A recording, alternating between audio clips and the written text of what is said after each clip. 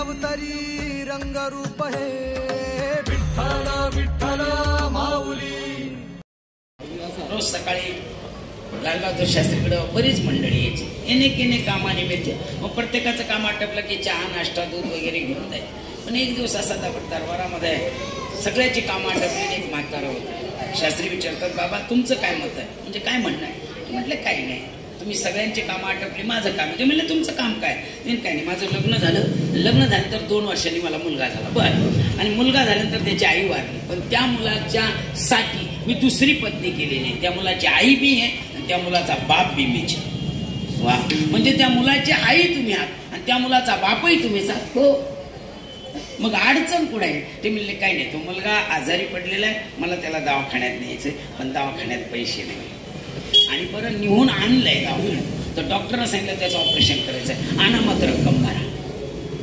माझ्याकडे काहीच नाही, मोठ्या अपेक्षेनं तुमच्याकडे। लालबहादूर शास्त्री त्याच्याकडे बघतात, सांगतात काका तुम्ही माझ्याकडे बघतात, मी तुम्हाला काहीतरी द्यावं, मी तुम्हाला दिलं असतं, पण आपल्या देशाच्या काही राहिलेलं नाही। आपण फाळणी झाली, 1/3 खर्च आपण फेडलाय आणि काही मूळ रक्कम आपल्याकडून घेतल्या गेली, बाहेर देशात दिल्या गेली, नाविलाज होता। आणि म्हणून त्याच्यातून मी तुम्हाला दिली असते, आजही काही दिली असती, पण कुठल्या तरी योजनेत बसावं लागेल। तुमच्याकडे कुठल्याही योजनेचं काही नाही, मग तुम्ही कुठल्या तरी योजनेत बसण्याकरता एखादा कागद तयार करून आणा। तुम्ही सह्या करूच तर पोरग जगन का? कारण फुकट सह्या होत नाही ना। आता काही लोक इतके खोटे, आम्ही दर महिन्याला पंढरपूरला जातो, पैठण पंढरपूर एसटी असे, याच्यात फक्त त्या 65 पैकी 2-3च जण असे समोर तिकीट घेते, बाकी एक हप्त्या पंढरपूर समोरून घे ना। आपण म्हणा असं इकडे तर बाबा आपण करून घेतलं हाफ तिकीट, मला सांगा देवाला आवडे नाही? तू काही येडा आहे का? तू हाफ तिकीट त्याला माहित नाही, तू हापच आहे म्हणून न्या देवासाठी करून घेतलं। घरची बहीण शेजारची म्हणजे पिन करून नवीन का करायचं देवासाठी खोटं? मला म्हणायचं प्रपंचासाठी खोटं करा, पण देवासाठी करत नाही। उगाच आपले तिकीट दाखव। मग त्यांनी सांगितलं कुठल्या तरी योजनेत बसावं लागते, म्हणजे माझ्याकडे कागद नाही, होऊ शकत नाही। लालबहादूर शास्त्रीने हात जोडले, जिच्याशी मी लग्न केलं तिचा बाप श्रीमंत आहे, तिनं माझ्याशी लग्न केलं तर मा बाप बी श्रीमंतीने, माझ्याकडे कुठलीही प्रॉपर्टी नाही, त्याबद्दल मी माफी मागतो। बाबा या, हे पापाला वाटेदार मी रे। ते म्हातारं निघलं, रडत निघलं। हे लालबहादूर शास्त्रीच्या पत्नीनं पाहिलं, अंगणातून उतरलं म्हातारं, अशी पळत गेली आणि त्या बाबाला सांगितलं, बाबा थांबा, तुम्ही असं धोत्राचा सोंगा करा। तिने असं सोंगा केला, तिने एका मडक्यात चिल्लर होती ती टाकून दिली आणि जा म्हणे। ते म्हातारं निघून गेलं। लालबहादूर शास्त्रींना बोलवलं, का गं तू त्या म्हाताऱ्याच्या झोळीमध्ये काही चिल्लर टाकली? ते म्हटले हो। मग ती आणली कुठून? मीही श्रीमंत नाही, तुझा बापही श्रीमंत नाही, आणली कुठून? तिनं सांगितलं 65 रुपये तुम्ही देत होता, 65 रुपयात कधीच मी पूर्ण केले नाही। मी 63, 64, 55, 59 दर महिन्याला मी 2-2, 4-4 रुपये वाचित गेले आणि रोज मी देवाला सांगत होते, प्रभू माझ्याही प्रपंचातून काही गरीब देशाची सेवा करा।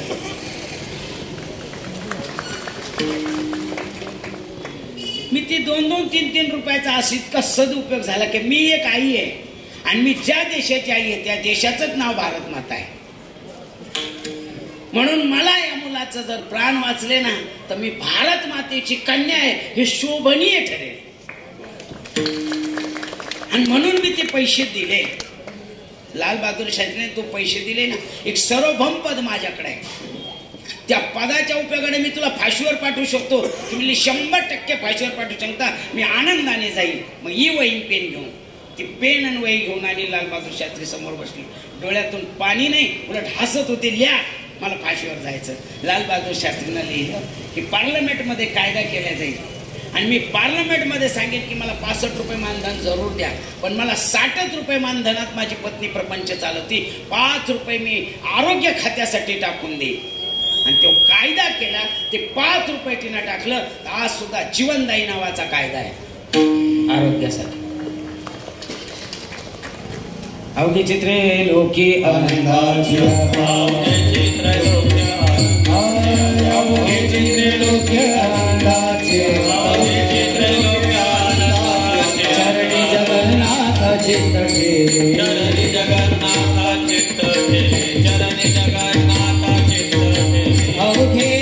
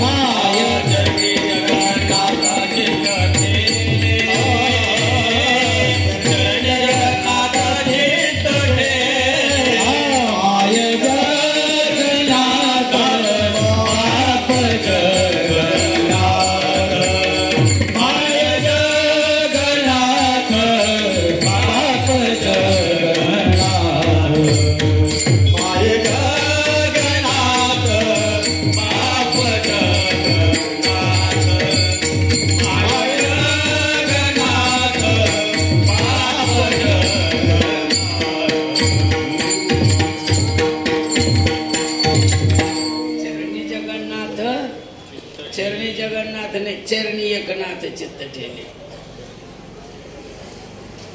मला सगळ्यात महत्वाचा निर्णय झाला की वारकरी आहे, पण वारकऱ्याकडे कुठलंच प्रमाणपत्र नव्हतं. मला साहेबांनी असं केलं की आमच्या संतपीठालाच दर्जा देऊन टाकला विद्यापीठाचा. आज फक्त त्यांनी 8 एके मॅट्रिकच्या नंतर त्याला त्या विद्यापीठात प्रवेश घेता येतो, चांगले मार्क असेल तर, आणि त्याला PhD करता येते मॅट्रिकच्या बेशसर संतांचे. हे सगळ्यात मोठं कार्य साहेबांनी केलं. मला नाही, आपल्या वारकरी नाही मोजके डॉक्टर झाले.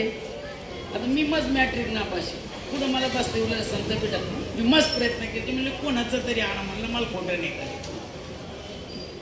मी होऊ शकतो, मी ज्ञानेश्वरीवर चांगलं लिहू शकतो, गातीवर लिहू शकतो. वारकरी संप्रदायाच्या सगळ्या फडाच्या परंपरा मान्य करून त्या मी माहिती करून लिहू शकतो. पण माझं जाऊ द्या, पण माझ्या पुढच्या पिढीचं केवढं जगन्नाथ, एकाचा ना तो जगन्नाथ. मग आमच्याकडे एकनाथ महाराज आणि महाराष्ट्राला मिळाले ते एकनाथ महाराज.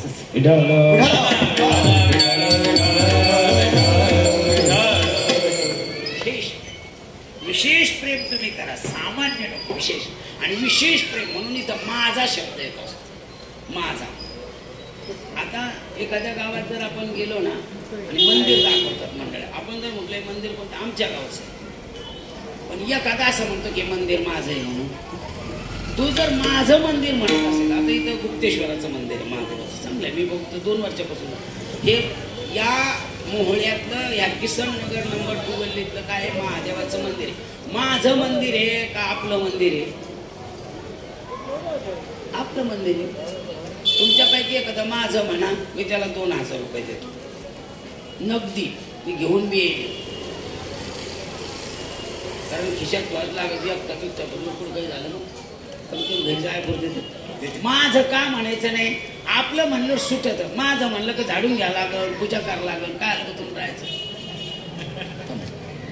हा मोठा अपकार आहे. घर मात्र आपलं म्हणत नाही, माझं घर आहे तिथं म्हण बरं आपलं. आम्ही दुसरे आणून होतो राहायला रोडच्या कडीच, बिचारायला जागा नाही रात्रभर. पण हा कळून म्हणून तिथं माझा शब्द पार, माझ्या सकाळा हरिदास. हा, माझ्या शब्दाने एवढी क्रांती केली महाराज. माझ्या शब्दानं अमेरिकेमध्ये 17 मिनिटं टाळ्या वाजल्या त्या स्वामी विवेकानंदाच्या सभेमध्ये. काही नाही, 3 दिवसाचं सत्र होतं. 2 सत्रामध्ये प्रत्येक आपल्या धर्माचा प्रचारक प्रसारक म्हणून करत होता. स्वामी विवेकानंदाला दुसऱ्याही दिवसात बोलण्याची संधी दिली नाही. त्यांनी चिठ्ठी पाठवली आणि मी भारतातून आलोय, मलाही माझ्या धर्माविषयी बोलू द्या. त्यांना फक्त 5च मिनिटं दिले आणि त्या 5 मिनिटातले उभा राहिले. एकच वाक्य वापरलं, माय ब्रदर्स आणि सिस्टर्स, माझ्या बंधुआनी. तर 17 मिनिटं टाळ्या वाजत होत्या. किती मिनिटं? टाळ्या संपल्या. तिथल्या अध्यक्षाने सांगितलं पुढं बोला. ते म्हणजे तुम्ही मला किती मिनिटं दिले? 5. टाळ्या किती वाजल्या? 17. किती मिनिटं जादा वाजल्या? ते म्हणले 12. ते म्हणले मग तुमचे 12 मिनिटं मी वाया घातले, उद्या बोल. खाली बसले ते.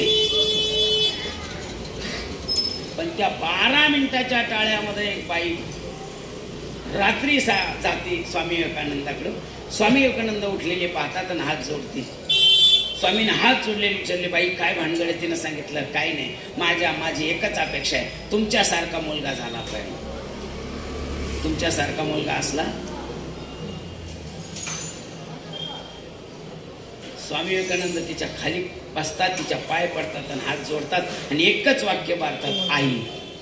ते म्हटले मला आई का म्हटलं? ते म्हणले तुझ्या अपेक्षा काय आहे की माझ्यासारखा मुलगा झाला पाहिजे, पण मी तुझ्याशी लग्न करायचं नाही, मुलगा झाला तर त्यापेक्षा मीच तुला आई म्हणतो. ही माझ्या शब्दातली ताकद आहे. नुसतं शाळेत म्हणायच नाही भारत माझा आणि कंपात चोरायचा.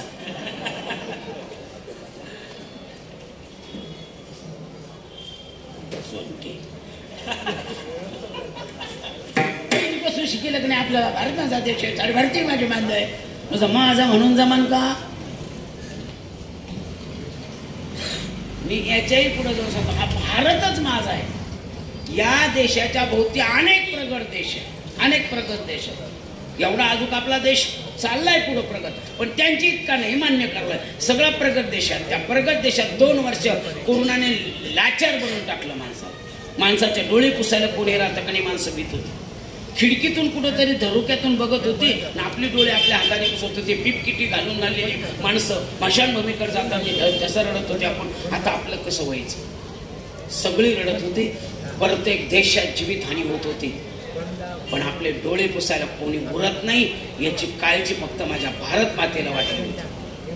आणि त्याच भारत मातेनं, त्याच भारतामध्ये कोविडची लस काढली आणि जगाचं असं पुसलं, तो माझा भारत आहे. गेली ही इतकी प्रगत राष्ट्र, का नाही कोरोनावर लस निघली? कोणाची लस प्रभावी ठरली? तो माझा भारत आहे. म्हणून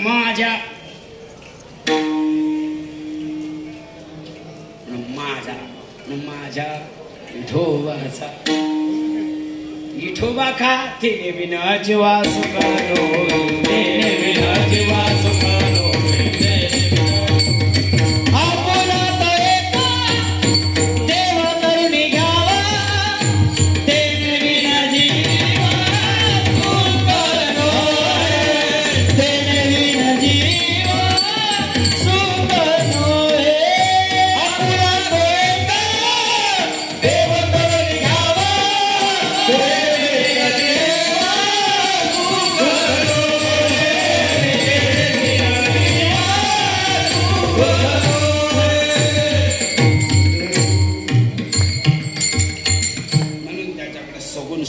म्हणजे सगुण रूपाने पहा, त्याच्याकडून निर्गुण रूपाने पहा. निर्गुण रूपाने पाहिलं तर ममे अंश जीव, सगुण रूपाने पाहिलं तर तो माझा मी त्याचा, हीच माझी माझा. म्हणून तुकोबराय ते विचारपूर्वक माझा शब्द वापरतात, कळलं पाहिजे. एक म्हातारी डॉक्टरकडे गेली, डॉक्टर म्हणे आजी तुमचं काय दुखतं? तिने माझं तसं काही दुखत नाही म्हणे, पण चालायला लागले का गुडघे दुखतात आणि उभा राहिले का माझ्या टाचा दुखतात. म्हणजे चालायला लागलं तुमच्या गुडघे दुखतात, हो, उभा राहिलं तुमच्या टाचा दुखतात. वजन काठीवर उभा राहा. म्हातारी वजन काठीवर उभा राहिली, मोजली, भिंतीला चिटकून उभा केली, मोजली, केली उघडं. आजी तुमचा आजार तसा काही मोठा नाही. ते म्हणजे ज्याचं दुखतं त्यालाच कळतं, काही मोठा नाही. असं उभा राहिलं गुडघे दुखते, चालायला लागलं टाचा दुखते, उभा राहिलं का टाचा दुखते, चालायला लागले गुडघे दुखते. आजी त्याचं कारण असं आहे, तुमची उंची 5 फूट 3 इंच आणि तुमचं वजन 110 किलो. स्लॅबपेक्षा पिल्लर बारीक आहे. स्लॅबचं वजन पिल्लरला सहन होत नाही, आपले बी पिल्लर बारीकच आहे.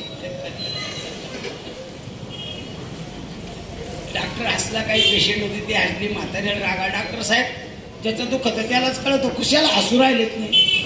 ते म्हणले आधी हसण्यासारखं आहे. काय हसण्यासारखं आहे? मग डॉक्टर साहेब याच्यावर काही इलाज? ते म्हणे आहे ना इलाज. मग काय करावं लागेल? म्हणले पथ्ये पाळावं लागेल, औषधे घ्यावं लागेल. म्हणले चालेल की मी औषधे घेईन, पथ्ये पाळेल. खरंच तुमची शपथ? डॉक्टर म्हणे आजी माझी जरी शपथ घेतली चालते, पण तुम्ही पथ्ये पाळणार हो, औषध घेणार.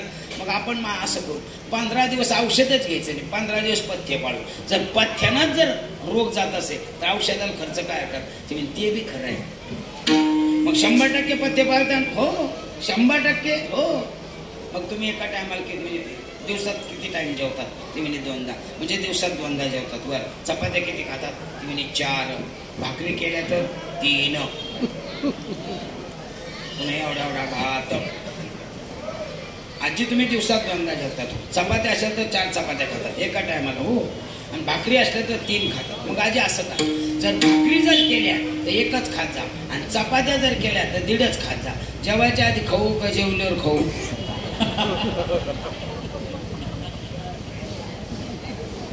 डॉक्टर म्हणे तो हो काही मी होल्डरमध्ये बोट घालू का फॅनला पाशी घेऊन मरू?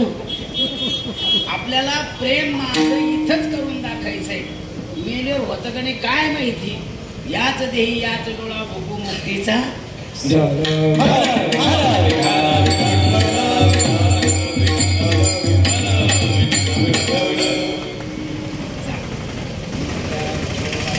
किती प्रेम केलं गेलं. तुकोबारायांनी संसार सोडला आपण असं म्हणतो. मग तुकोबारायांनी सोडला असं, सोडियेला संसार माया तयावरी फार. महाराजाचंच प्रमाणे, पण त्यांची पत्नी भाकरी घेऊन जात होती. मग सोडला, चित्तातून सोडला, सोडीला संसार, सोडीला संसार.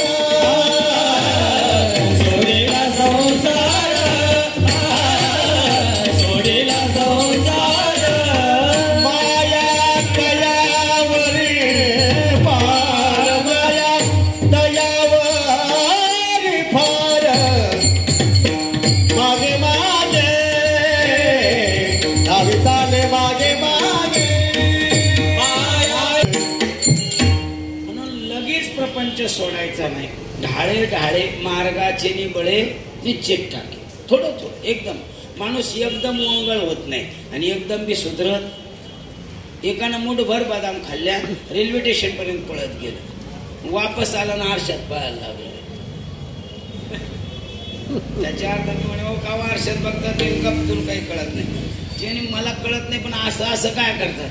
त्याने अगं मी डॉक्टरकडे जाऊन आलो, डॉक्टरनं मला चेक केलं आणि काय दुखतं तुमचं. तसं काय नाही, मी चाललो ना अशी कपकन डोळे लागतात, कधी कधी चक्कर येणे, पिऊन पाडण्याची भीती वाटते. मग डॉक्टरनं चेक केलं, डॉक्टर साहेब तुमची एनर्जी कमी झालेली आहे, त्यामुळं तुम्ही सकस आहार घ्या. आता आपल्या गळ्यात माळ आहे, मग डॉक्टरने म्हणलं सकस का घ्या, तुम्ही सुका मेवा खा. मग अर्धा किलो बदाम आणले, मुठभर खाल्ले, पळत गेलो पळत आले. किती काली म्हणून पाहतो लगेच होईन का. तूप खाल्ल्यावर रूप येतं का. मग डॉक्टरनं सांगितलं होतं कोरोनामध्ये एनर्जी कमी व्हायले, पांढरे बटाटे खा फ्रीजमध्ये. माळकऱ्याने माळा काढल्या. मी एक या मताचा, एक तर माळ घालू नये, घातली तर माळ, एक तर माळ घालू, घातली तर माळ.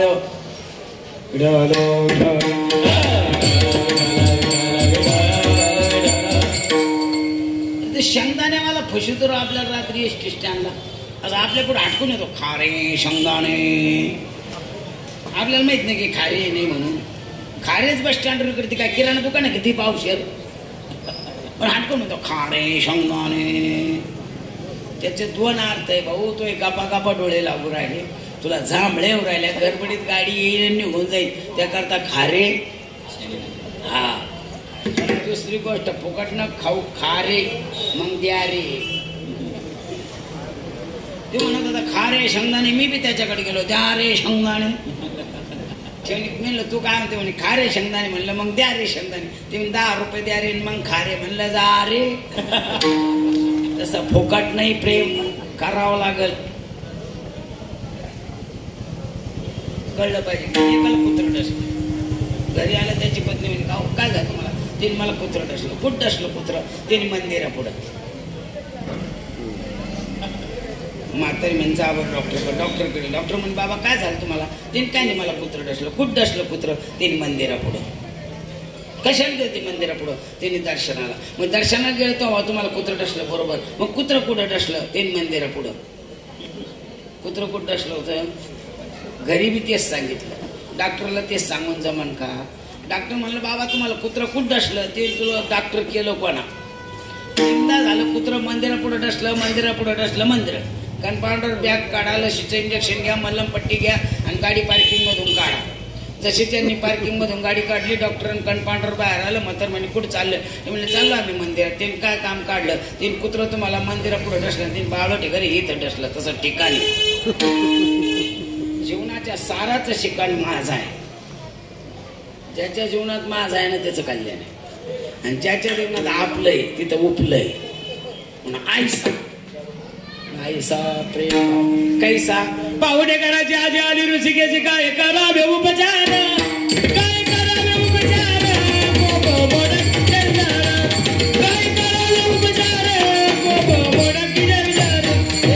पाहुणे करायचे आली ऋषिकेची. काय करू काय करू उपचार, काय करू काय करावे उपचार,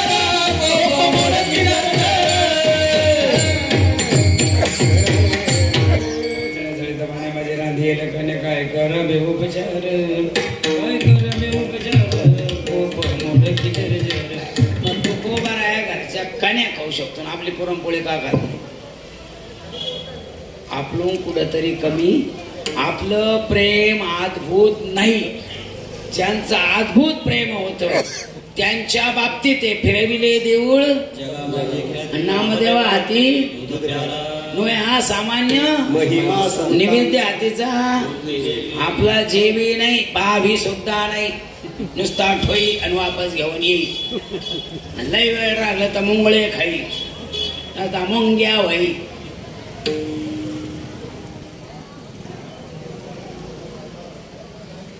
कुठं आपला परमार्थ. अनुभवाने काही गोष्टीचा अनुभव पाहून सांगावा लागतो, काही अनुभव खाऊन सांगावा लागतो, आणि काही अनुभव न पाहता न खाता सांगता येतो, पण काही अनुभव करून सांगावा. काही अनुभव न पाहता न खाता सांगता येतो. रस्त्याच्या कडेला एसटी स्टँडला रेल्वे स्टेशनला झाला तुम्ही, सहज एखादा माणूस बडबड करतो, उघडे इकडे तिकडे झुकत चालतो, त्याच्या जवळून गेला का घाण वास येतो. समजा UPLला हा पाहून अनुभव सांगता येतो. पण पंढरपूरला जातात आणि पेढे घ्यायचे असेल तर काय करायला लागतो, असं खाऊन काढत खावा तर काय साखर कमी आहे. थायमीट नावाचं एक जर आहे शेतकऱ्यासाठी, ते पाहून सांगावं लागेल का खाऊन माणूस मरतो म्हणून. याला पाहायची गरज नाही, खायची गरज नाही. तसा प्रपंच करून सांगावं लागेल का पाहून केला तेव्हा प्रपंच रचना सर्व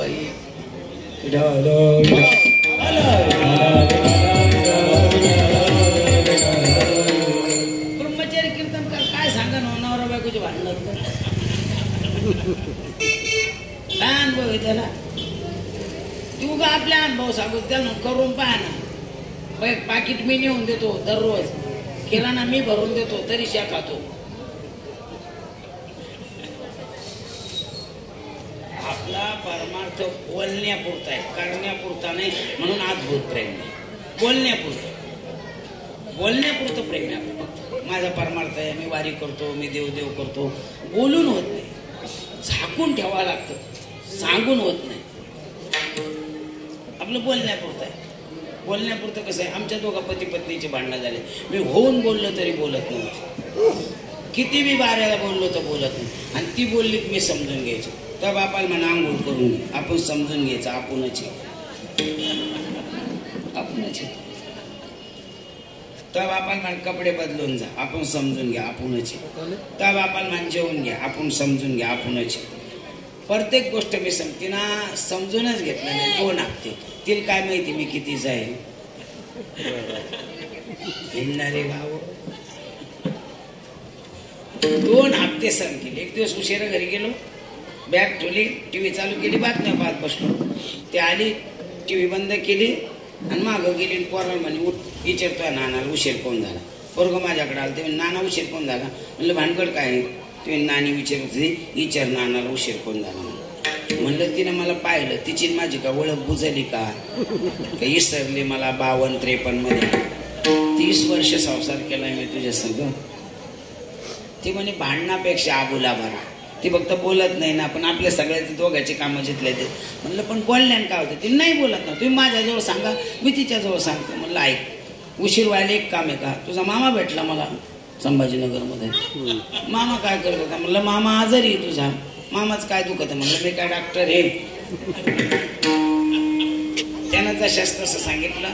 मामा आजारी. चटकन त्यांना विचारतोय नानाला कोणता मामा होता. 3 मामा आहे ना त्यांना.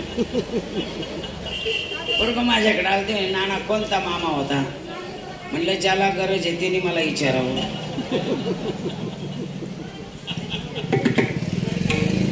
पोरगं भांडणं वाढून घेऊ नका. म्हणलं भांडणं झाले तर चालत, या वयात कोणी नाव ठेवत नाही आणि कोणी कोणाला सोडून बी जात नाही. वयात तसं ज्याच्या जास्त तरा त्याचं नाव म्हातारा. आता तरा होणारच ना आपल्या. म्हणे मला बाकी काही सांगू नका, तुम्ही फक्त कोणता मा. म्हणलं मी सांगणार नाही. पोरगं निघून गेलं. तिला इतका राग आला. माझ्याकडून अशी दाना गेली आणि भाना आली. म्हणलं किती बी मोवळ उठलं ना, शांत बसा, डसत नाही. आज हाणायला गेलो डसत बसन पुढं तरी मोवळ शांत होतच.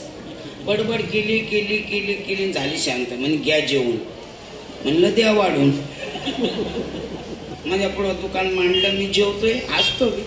तिचं चालू झालं. होत असते नवरा बायकोची भांडणं. मग एवढं मनाला लावून घेत असते, होत असते भांडणं. म्हणलं काय म्हणले तू एवढं मनाला. कोणा मनाला लावलं. ज्याने मनाला लावलं त्याला थायरॉइडच्या गोळ्या चालू झाल्या. ज्यानं मनाला नाही लावलं त्याचं मनानं वाढ राहिलं. मस्त कमी करतो पण होत नाही. आपले गोष्टी महाराज मग वाढायचं म्हणते. म्हणलं तुम्ही मनाला लावून घ्या. हे सप्ताह झाला पाहिजे. त्याने घेतली तारीख. नाही गेलं तर काय करते, भाजीवर देते का. नाही जाणं झालं, नाही झालं. चुकलं हुकलं गंगेला मिळालं. म्हणलं गंगारामला. त्याने गंगारामला म्हणलं माफ. ती म्हणजे 100%. म्हणलं 100% माफ. खरंच. म्हणलं खरंच. तोही शपथ. आणखीन कट झाली. म्हणलं म्हणे माप ना. मला आता शपथ खाल्ल्यावर काही राहिलं का? सांगा ना मग कोणता होता? म्हणलं काय म्हणे? नाही ना सांगा. म्हणलं कोणताच नव्हता, फक्त बोलण्यापुरताच होता. आपली भक्तीच बोलण्यापुरती.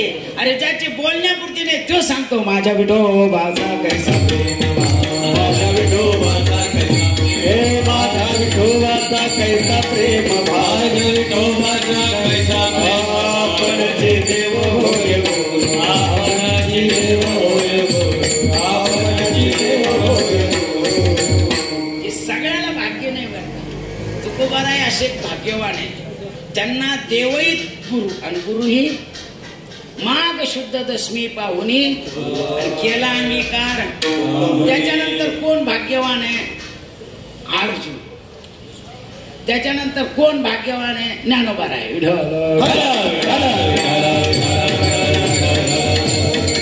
कशावरून ज्ञानोबाराय? सदाशिवाचा अवतार स्वामी निवृत्ती दातार, स्वामी निवृत्ती दातार, स्वामी निवृत्ती दातार, सदाशिवाचा अवतार स्वामी निवृत्ती दातार, स्वामी निवृत्ती दातार, स्वामी निवृत्ती दातार.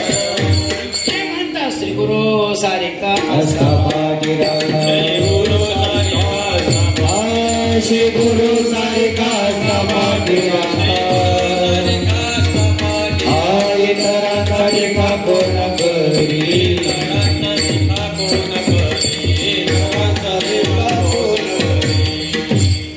देव बी आहे निवृत्तीना आणि गुरु बी. बरं एकट्याचे नाही, आदिनाथ गुरु माझा.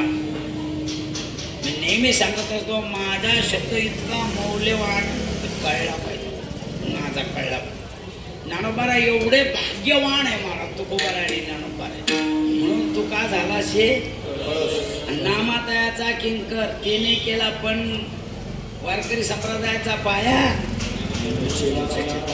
पाया चांगला आहे, विस्तारही चांगला आहे, खांबही चांगला आहे आणि कळसही चांगला आहे. पण कळस आणि पाया महत्वाचा आहे. दोन भक्कम आहे. किती देव आणि गुरु एवढ्या करता सांगतो. ज्ञानोबारांचे आई वडील निघून जाण्याचा प्रसंग डोळ्यासमोर आला.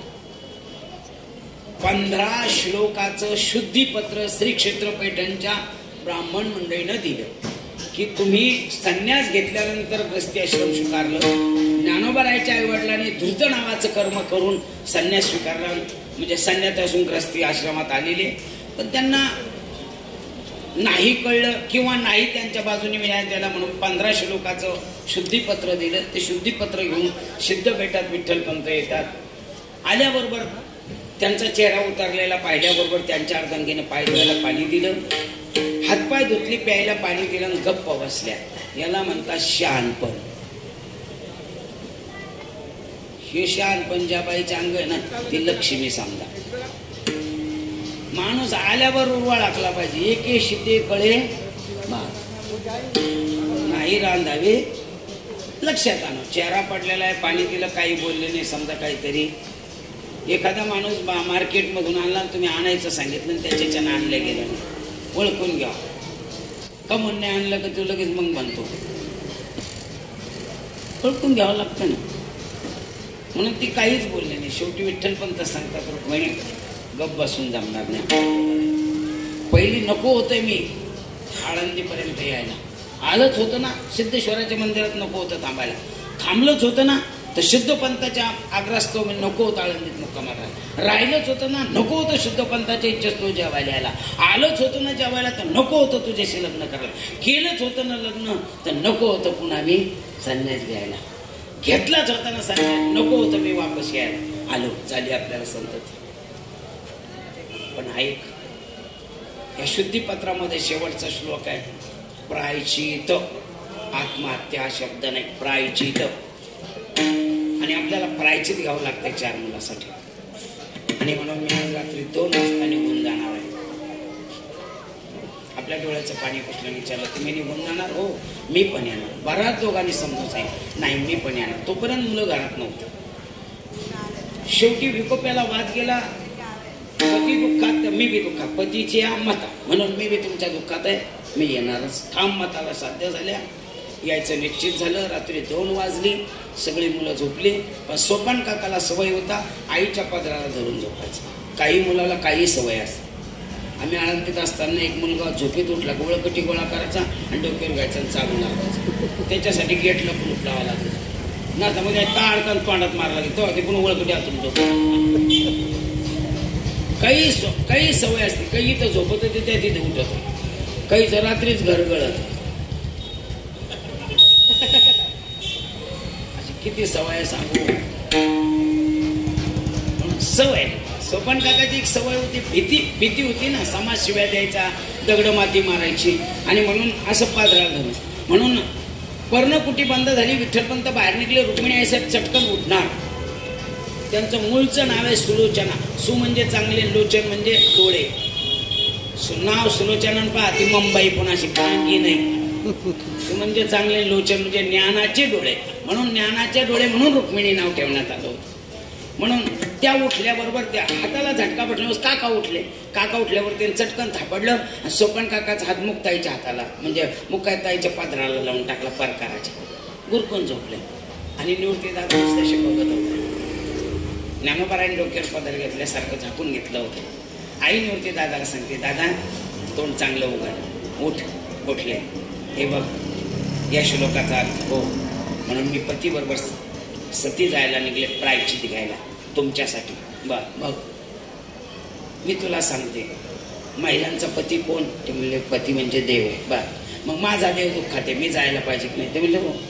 मग मुलांचा देव कोणता? ते म्हणले मातृदेव. बघ मग तुझा देव मी आहे ना, मी माझ्या देवाबरोबर चालले. मग तू माझ्या देवाबरोबर तुझ्या देवाबरोबर येऊ नको, पण तुझा देव सांगतो ते ऐका. आवडे देवाची तू ऐका.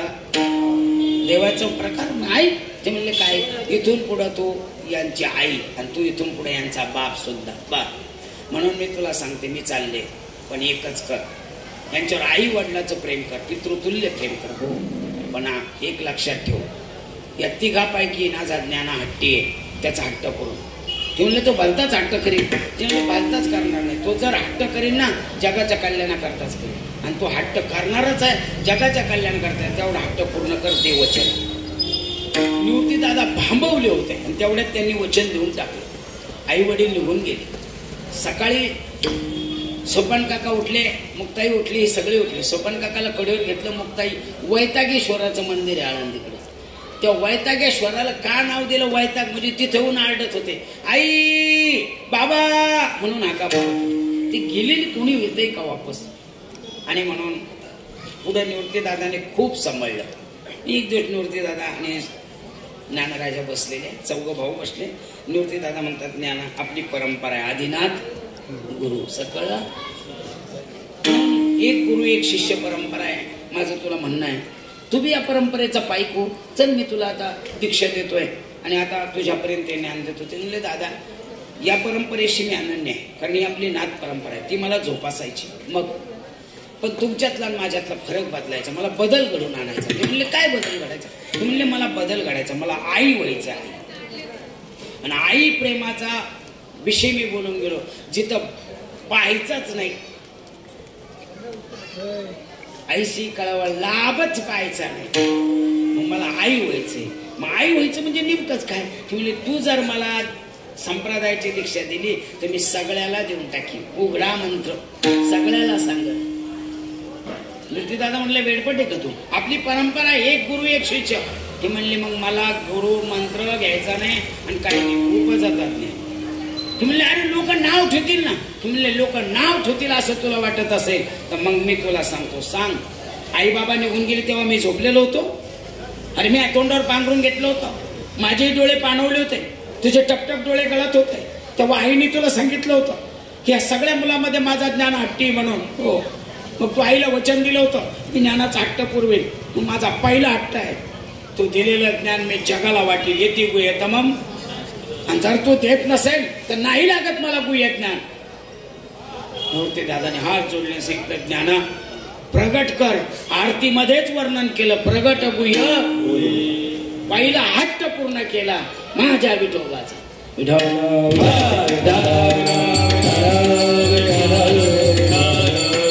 तुकोबाराचा पहिला हट्ट पूर्ण केला, कान्या खाल्ल्या. ज्ञानोबारायण दुसरा हट्ट नाट्य केला पुढती पुढती पुढती ग्रंथ पुण्य संपत्ती सर्वा सुखी सर्वाभूती संपूर्ण होईजे पण संपूर्ण होईजे कशी किंबहुना तुमचे केले धर्म कीर्तन सिद्धी गेले येथे माझे गुरुदे पायी कोपण पसायदान लिहिलं गेलं आणि पसायदानाची मागणी मागितली जे काळांची हात जोडले दादा पहिली मागणी पूर्ण केली पण हे ज्ञान सगळ्याला व्हावं अशी अपेक्षा पण खळ गेल्याशिवाय होणार नाही ना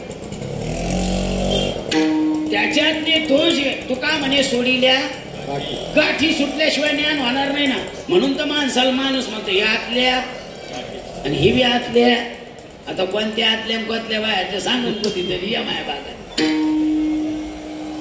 म्हणून रिकामा झाल्याशिवाय होणार नाही ना म्हणून जे काळांची व्यंकटी सांडू त्यांच्यातलं व्यंकट वाईट गुण जाऊ पण हा जाण्याकरता तुझ्या आशीर्वादाची गरज आहे मग ते ग्रंथाला आशीर्वाद मी देणार नाही म्हणले देणार नाही तू काय सांगितलं होतं आईला हो मग मातृदेव ते म्हणलं पितृदेव हा त्याला आशीर्वाद तर 56 भाषेचा केला अरे वाचिल जो कोणी ज्ञान होय मुडा अतिमूर्ख दोन्ही हट्ट पूर्ण झाले आणि तिसरा हट्ट ज्ञानोबारायने मागितला कार्तिकी वारी संपली पंढरपूरचे देऊळवाड्यात आले आश कार्तिकी तुला लहानी मोठी छोटी मला नामा म्हणे देवा चला देव निवृत्तीने धरले दोन्ही कर जातो ज्ञानेश्वर बसावया माझ्या विठोबाचा ऐसा प्रेम ज्ञानदेव म्हणे तरलो तरलो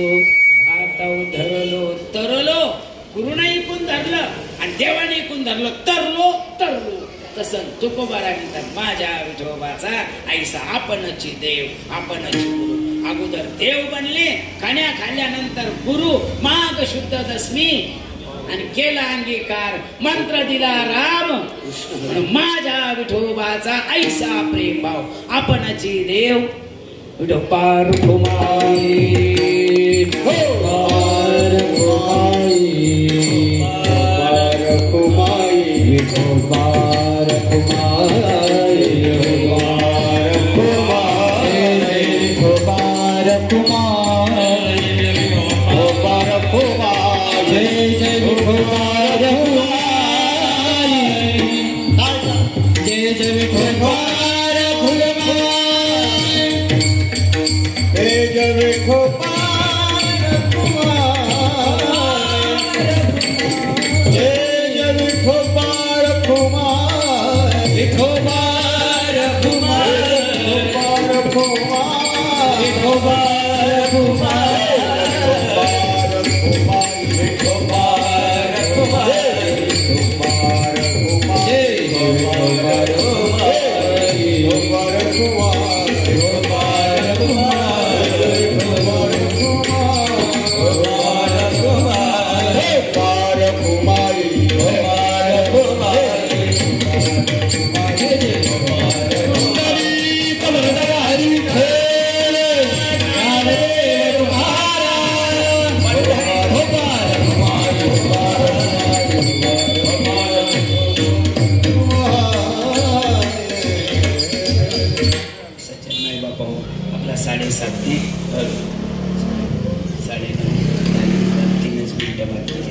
आनंद वाटला की मलाही कुठंतरी असं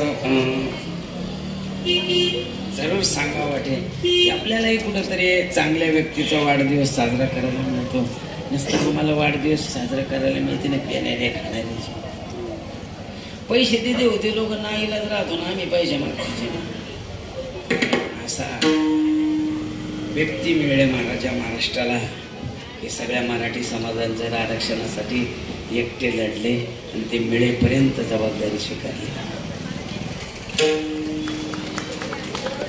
पुन्हा एक वाक्य आयुष्यभरचा तेवढ ठेवलं की कोणाच्याही अंतकरणाला तडा जाऊ देणार नाही कोणाच्याही आरक्षणावर गाडा येऊ देणार नाही असं जसं तुकोबाराय म्हणतात मोडून या वाटा सूक्ष्म वाटा मोडून मधून कसा मार्ग काढला असेल ईश्वर जाणे भगवान त्यांना दीर्घ आयुष्य देतो त्यांच्याकडून महाराष्ट्राची अशीच सेवा होतो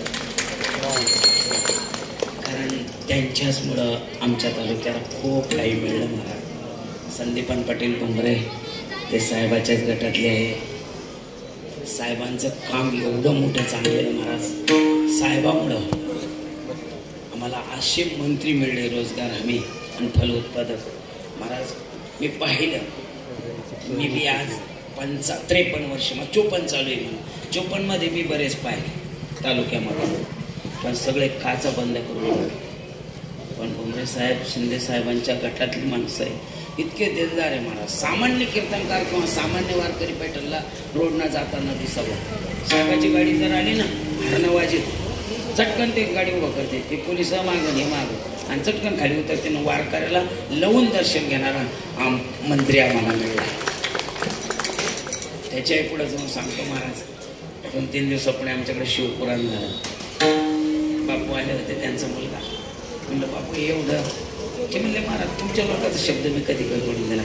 आमच्या परिसरात कुठलाही सप्ताह असो, बापू किंवा बहिणी नसता साहेब येतील आणि तिकडे अन्नदानाला तुम्ही काही मागा, फक्त आता एवढ्याचे सगळ्यांना झोळ्या घेतल्या कोणाकोणाच्या ह्याच्यात टाक, पण ते टाकल्याशिवाय काहीतरी दे.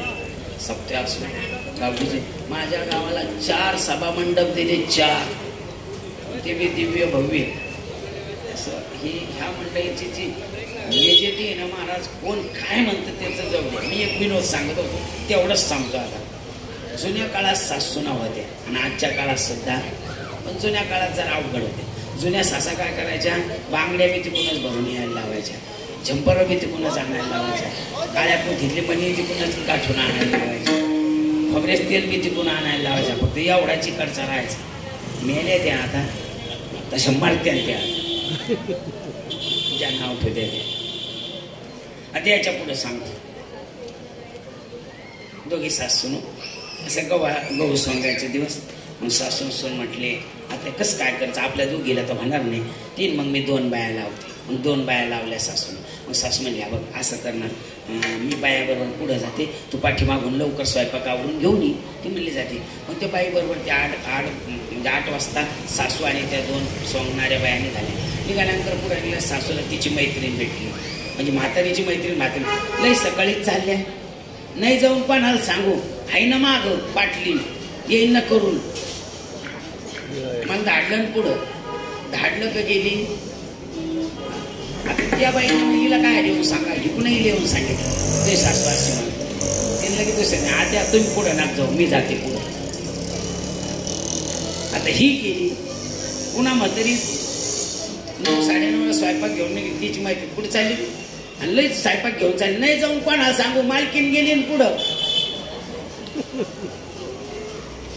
पुन्हा येणं तिची सुनाला सांगितलं. ती म्हणे पुढे गेलं तरी सासू नाव ठेवते, मागं राहिलं तरी संगत जाऊ म्हणे. म्हणून संगत निघल्या. पुन्हा एक म्हातारी भेटली.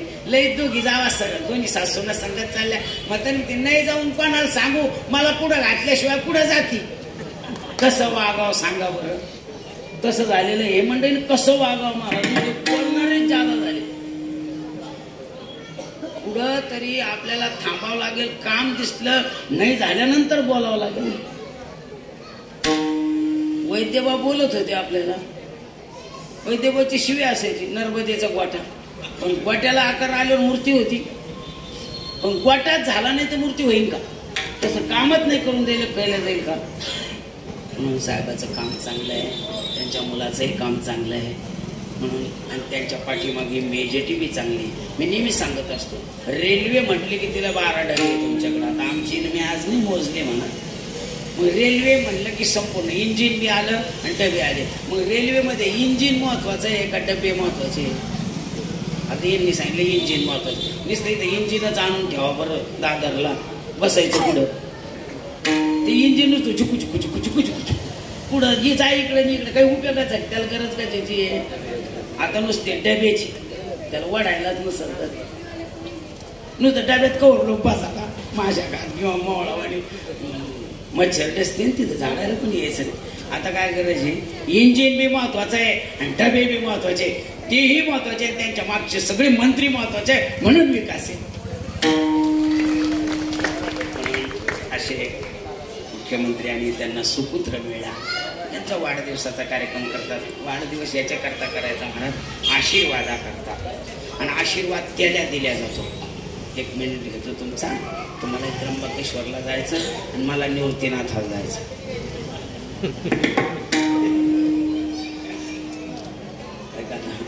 अहो शिवरात्रीला कवा कुठं जायचं? शिवरात्रीला जायचं असलं काय म्हणायचं? त्र्यंबकेश्वरला जायचं. आणि आता वारीला जायचं काय म्हणायचं?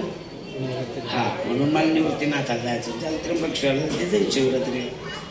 आपल्याला आता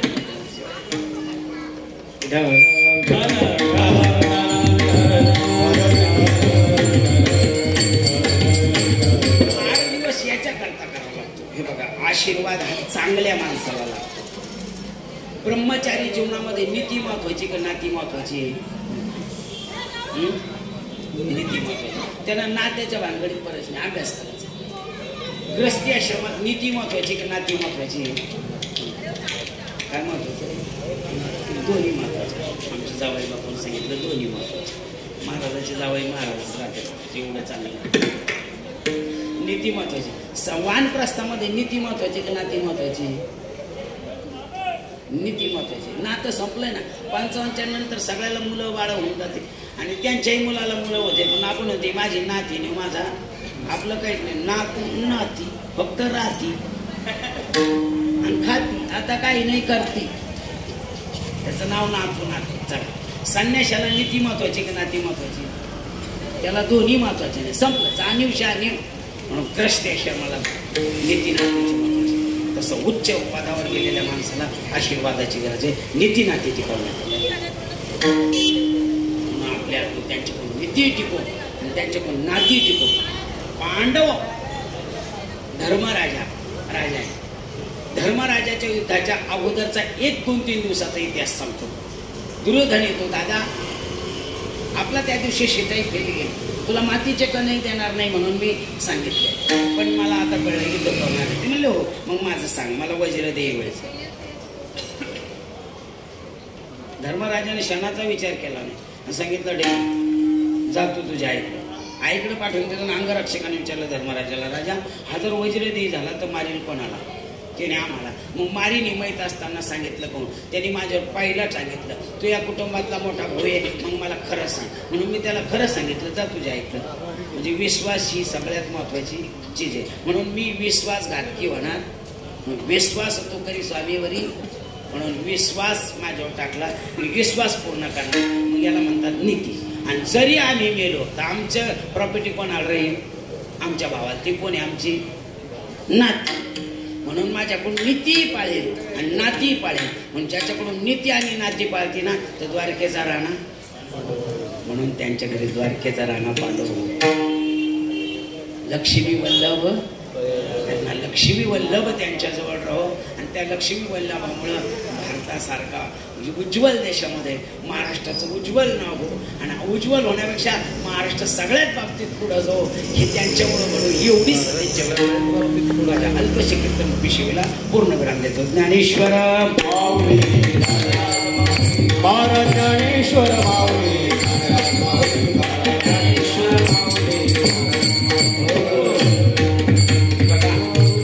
इथं देव शब्द आला होता. आपला देव शब्द राहिला जाऊ द्या. 3 मिनिटं वाढले का तर देव दिव्य धातूपासून तयार झालेला आहे. संस्कृतमध्ये दिव्य धातूपासून तयार होताना त्याला सगुण निर्गुण. पण देव म्हणजे काय? देव एक विभूती नाही. देवाला सगुण आणि साकार आहे. फक्त आपण त्याच्या बाबतीत अंधश्रद्धा आहे. म्हणून देव हा अंगात येत नाही बरं का. देव हा कार्य करतो किंवा कार्य करून घेतो. कार्य करतो किंवा कार्य करून घेतो. पण आपण काय लावलं? देव अंगात येतो. पण जर देव अंगात येतो तर डॉक्टर पण कशात जातो? ज्याच्या अंगात देव येतो त्याच्या घरात कोणीच मरू नये. नका जरी मरण जरी आटलं असलं पण त्यांच्या घरातलं दवाखान्यात कोणाकडे जाऊ नये. त्यांचे दात पडू नये, त्यांचे केस पांढरे होऊ नये. दात जर पडलेतले अवघडे महाराज पाचाळ्या जरी बसिल्या ना तर ते फक्त जेवाय पुरत्या ठेवा लागत नसतं, पाण्यात ठेवा लागत्या. ते कीर्तनाला घालून आलं ना अशा धरून राहा लागत नंतर त्या कबड्डी कबड्डी कबड्डी काही वाटत नाही. हे कसं आहे, झोका खेळा त्याने पुरी आमच्याकडे नागपंचमीला पुरी झोका खेळा त्याने पाहणार चढव चढव अशा हालत्या असं एक रुपयाला. किंवा कुस्ती खेळणारे माणसं कुस्ती खेळायला लागले का पाहणारे म्हणते उचल उचल उचल उचल. तसं एक ग्रुप झालेलं होतं ते नांद समजा तुझ्या गावाचा मंडपा द्याला माहूरगडा बरी राजा चालला लगेच अंगात अरे पांचल इथं वाळून गेली भजन करू करू आज उगी येईना आणि आला बरी येईना पाचका. देव शब्दाचा अर्थ आहे आपणची देव आपणची होय देव गुरून पडी देव भाव देवाचा भाव म्हणून भावाचा देव. जय विठ्ठल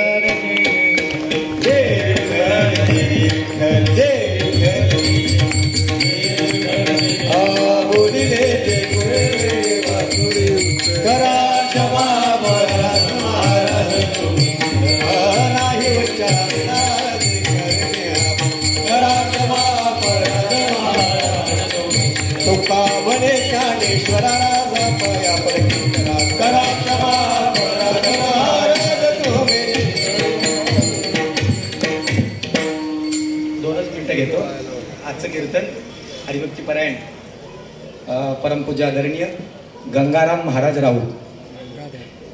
आता आम्ही रोज राऊत ऐकतो टीव्हीवर, पण हे राऊत तसे नाहीत बरं का. राऊत आहेत पण तसेच आहेत. हा गरळ ओकणारे वेगळे. आणि आता काय किती सुंदर म्हणजे सर्वांचा चेहरा बघितला नुसता विनोदाने हसून हसून तुमचे पोट दुखलेले असतील. आणि हसवण्यामध्ये तरबेज असल्यामुळे मी त्यांना म्हणतो राम राम गंगाराम. दादा कोटकेची आठवण झाली. महाराज म्हणजे एकेरी भाषेत बोललो नाही, क्षमा मागतो. पण खरंच असं वाटतं की कधी कधी असे झटकेही असावेत. आणि गोड बोलून म्हणजे काय होतं, कडू औषध द्यायचं आहे ना, गोळाचा खडा पुढे केला, कडू औषधाला मान अगोदर अशी केली जाते. गोळाचा खडा पुढे केला ना का मग कडू औषध पण गोळ्याच्या खड्याबरोबर. त्याच्यासाठी विनोदाची गरज आहे. महाराजांनी सुश्राव्य असं कीर्तन केलं. महाराजांनी गेल्या वर्षी आले, मी त्यावेळेला नव्हतो तरी सुद्धा आले.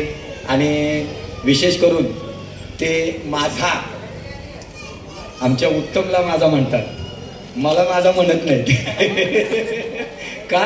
कारण मी उत्तमनी सेवा चांगली केली त्याच्यामुळे उत्तमला सारखे आमचे पुरुषोत्तमला फोन असतात आणि उत्तम कसा आहे, कसा चाललंय, काय चाललंय. आणि जिथे जातात ना त्या सर्वांना ते माझं म्हणतात. हे विशेष महत्वाचं आहे. म्हणून महाराजांना धन्यवाद देतो. उद्या आपल्याला बऱ्याच लोकांना इथून निवृत्तीनाथांच्या वारीला जायचं आहे, तरी सुद्धा आपण म्हणून आजचा कार्यक्रम 7:30 ते 9:30 या वेळेत धरला. सर्वांना म्हणजे सर्वांना धन्यवाद देतो तुम्हा सर्वांना की तुम्ही वेळेत आलात आणि वेळेत कार्यक्रम आटोपलेला आहे. त्यामुळे त्यांना महाराजांना पण धन्यवाद देतो. महाराज सुद्धा आता बरोबर निवृत्तीनाथांच्या वारीला जाणार आहे. तसेच उद्याचे कीर्तनकार हरिभक्तीपरायण शिवाजी महाराज बोकारे, रामायणाचार्य, ज्यांना गाढाव नाक्याला ज्यांची सतत दरवर्षी कार्यक्रम असतात. सुश्राव्य असं कीर्तन उद्या होणार आहे. चिंतन ऐकायला मिळणार आहे. उद्याही कार्यक्रमाला सर्वांनी उपस्थित राहा.